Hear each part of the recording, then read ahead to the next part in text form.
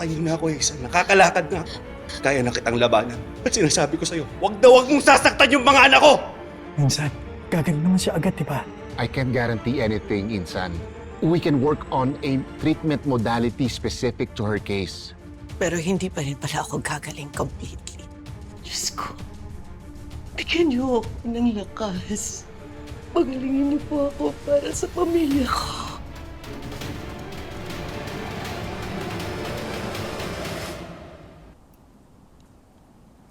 Tayo si Andrea hinatid si Kunin sa school bago pumunta na FMP. Susunod na rin ako doon pagkatapos, ha? Jeff, baka naman pwede tawagan mo yung nanay mo, kausapin ko lang. Bakit tayo nag-start na yung conference, eh? Hindi, subukan mo lang, baka sumagot na. Sige. Doon ko tawagan tayo, kasi mahina signal dito, eh. Sige.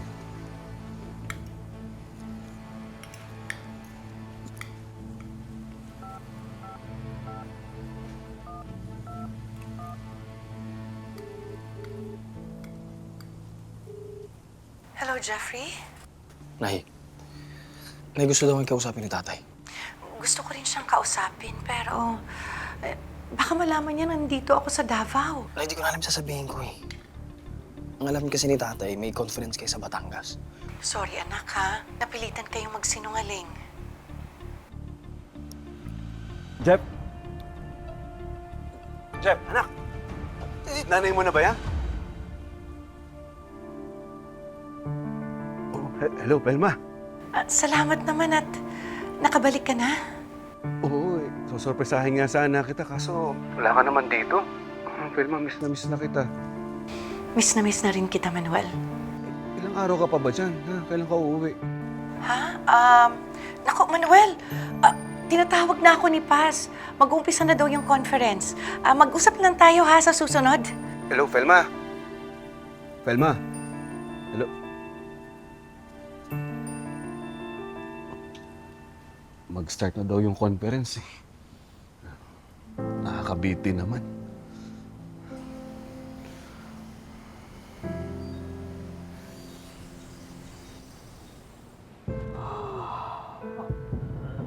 Friend.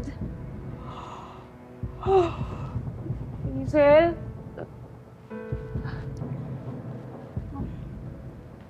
Ano yan? Friend, ang aga-aga. Alak agad laman ng tiyan mo. Bayaan mo lang ako. Bayaan mo ako. Solusyon yan sa problema. Okay na. Eh ano? Ha? Alam mo, kaysa tinatalakan mo ko, mag-isip ka na lang kaya. Isipin mo yung paraan kung paano ako mababawi yung asawa mo. Hindi mo na mababawi si Manuel. Alice? Akala ko ba kakampi kita? Ngayon mo pa ako pagdududahan. Hazel naman. From the very start, sinuportahan kita. Kahit hindi ako agree sa lahat, kasi friend kita. Pero real talk naman. Bukin ka na sa asawa mo. Nandun na siya kay Felma. Hindi mo na siya mababawi. Tanggapin mo na lang yun. No. There has to be another way. So ano? Magbabayad ka ng tao? Ulit? Mananakot? Hazel, lahat na ginawa mo. Nagbakulaw ka, nagbait-baitan ka. Kulang na lang, saktan mo yung sarili mo eh. Para makonsensya yung Manuel na yun.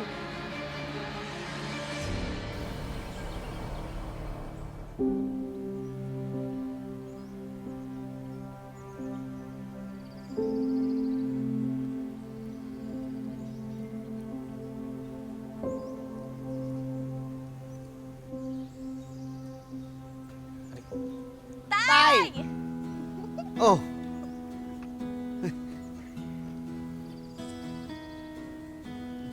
Hi, Tay! Grabe, oh. ay. Tay, nakakapanibago na nakakapaglakad ka na. Sasanay din kayo. Tayo may surprise sa amin sa'yo. Ay, ang galing. Yan, tay, para di na kayo mahirapan. Saka para gumaling kayo agad. Oo.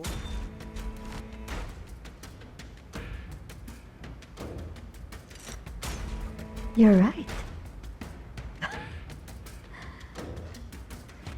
Siguro nga, kapag nakita nilang helpless ako, lalo na ni Manuel,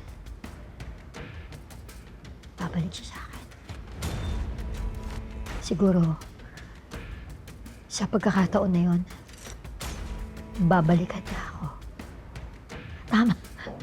Galing mo. Friend, ang galing mo. Ang galing mo. Naluloka ka na ba? Ano ba? Friend, saktan mo ako. Oh, friend, saktan mo ako.